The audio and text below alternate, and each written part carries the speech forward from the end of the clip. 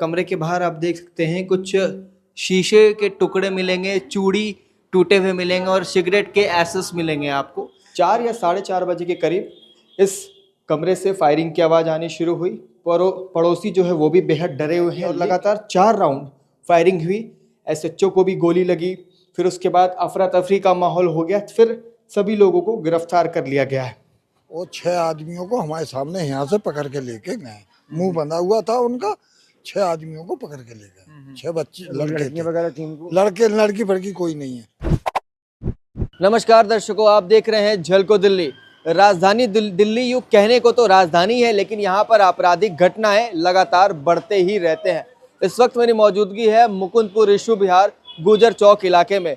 आज सुबह 4 या 4:30 बजे के तकरीबन यहाँ से एक खबर आती है कि लगातार 4 राउंड फायरिंग की आवाज़ लोगों को सुनाई दी। जरा मैं आपको दिखा देना चाहता हूँ, यही वो इमारत है और इस इमारत की तीसरे मंजिल पर वो कुछ लोग रहा करते थे जो आरोपी हैं, जिन्होंने फायरिंग की। फिर उसके बाद जब मौके पर पुलिस की टीम यहाँ पर पहुंची तो सूत्रों के हवाले से ये भी मालूम चल रहा है कि पुलिस वालों को भी गोली लगी। अभी तक स्पष्ट रूप से कोई बता नहीं रहा है। हमने पड़ोसियों से बात करने की कोशिश की, अभी तक खैर स्पष्ट नहीं है। अब हम चलते हैं ऊपर और इस इमारत के अंदर जाने की कोशिश करते हैं और क्या कुछ वहाँ से निकल कर आता है और किन से बातचीत हो पाती है, हम आपको पूरी वीडियो में बताएंगे। दर्शकों, मुकुंदपुर गुजर चौक के पास जो सुबह फायरिंग की घटना निकल कर सामने आई थी, अभी हम उसी बिल्डिंग में मौजूद हैं और पड़ोसियों से बात करने के बाद मालूम चलता है 4 या 4:30 बजे के करीब इस कमरे से फायरिंग की आवाज़ आनी शुरू हुई।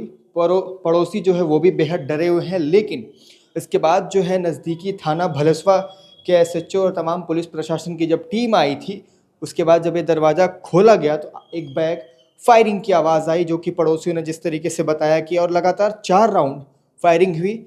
एसएचओ को भी गोली लगी। फिर उसके बाद अफरा तफरी का माहौल हो गया। फिर सभी लोगों को गिरफ्तार कर लिया गया है। दर्शकों, ये इमारत की तीसरी मंजिल पर ये कमरा है और कमरे के बाहर आप देख सकते हैं कुछ शीशे के टुकड़े मिलेंगे, चूड़ी टूटे हुए मिलेंगे और सिगरेट के एसेस मिलेंगे आपको। तो ये सब इसी कमरे के बाहर की स्थिति और यहाँ पर अभी पुलिस वालों के द्वारा ताला लगा दिया गया है। क्या कुछ सुनाई दिया था आपको, एक बार आप बताएं। वही सुनाई दिया हमें, जनता ने बताया कि 4 फायर हुए हैं। 4 बार फायरिंग हुई। 4 फायर हुए हैं लगातार। 4 बार लगातार फायरिंग हुई। तो उसके बाद गोली क्या बताया जा रहा है कि पुलिस वालों को भी गोली लगी है। हाँ, कह तो रहे हैं कि कपड़ा लगा रखा था, रुमाल लगा रखा था चेहरे पे, गोली लगी है।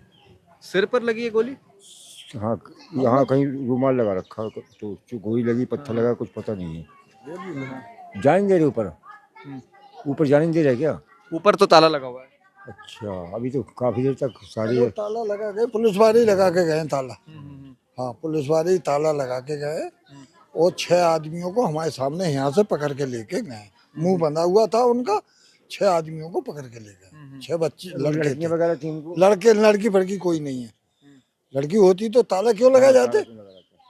और उनके एसएचओ को गोली लगी है। कौन रहता था मकान में, कहाँ से आया था, इसके बारे में कुछ पता है? ये हमें नहीं मालूम। एक तो बताते हैं इस गली का लड़का है, यूसुफ बिहार का ही, और उधर का है, उधर है 9 नंबर बता रहे हैं, गली नंबर 9 के। गली नंबर 9 की। हाँ। मकान मालिक कौन है यहाँ के? फतेह सिंह। और वो कहाँ रहते हैं? बड़ोला। उनको इस बारे में जानकारी है? हाँ, आए थे दोनों, अभी दोनों यही थे। सुबह फोन करके उन्हें बुलाया। तो ऐसे में किराएदार को सोच समझ कर देख कर तो मकान देना चाहिए। देना चाहिए, देख के देना चाहिए। सोच समझ कर, बाहर रहते हैं, समझते सोचते हैं नहीं, किराए का लालच होता है और अपना मकान उठा देते हैं। ये देखते कौन है, कैसा है, इनके बारे में रिकॉर्ड है सभी लड़कों के। रिकॉर्ड भी है, मुझे लग रहा है वही लड़के थे। और जब तुम 9 नंबर में रहते हो, यहाँ सामने तुमने मकान में रहने क्या मतलब था?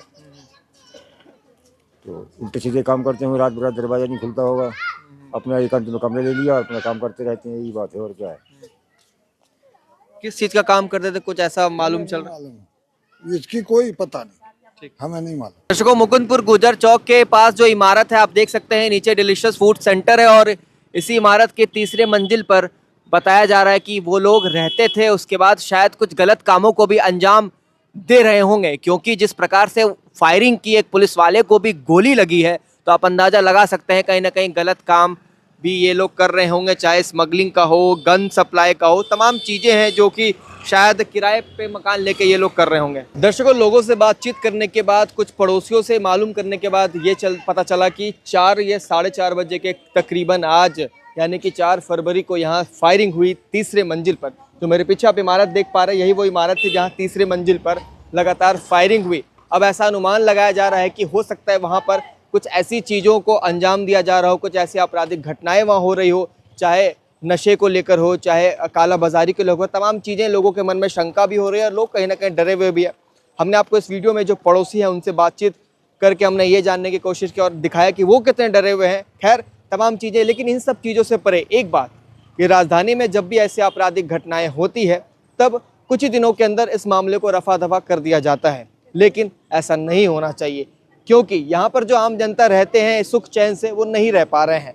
हम आपको झलको दिल्ली के माध्यम से लगातार ऐसी खबरों से रूबरू करवाते हैं कि यहाँ पर किस प्रकार से घटनाएं आए दिन बढ़ते जा रही है, कानून व्यवस्था में कहाँ कमी दिखाई दे रही है। खैर, अब चलते हैं हम, आप वीडियो में अलविदा लेने का वक्त आ गया है। नमस्कार, देखते रहिएगा झलको दिल्ली। कैमरा पर्सन मनीष के साथ मैं शमी रंजन।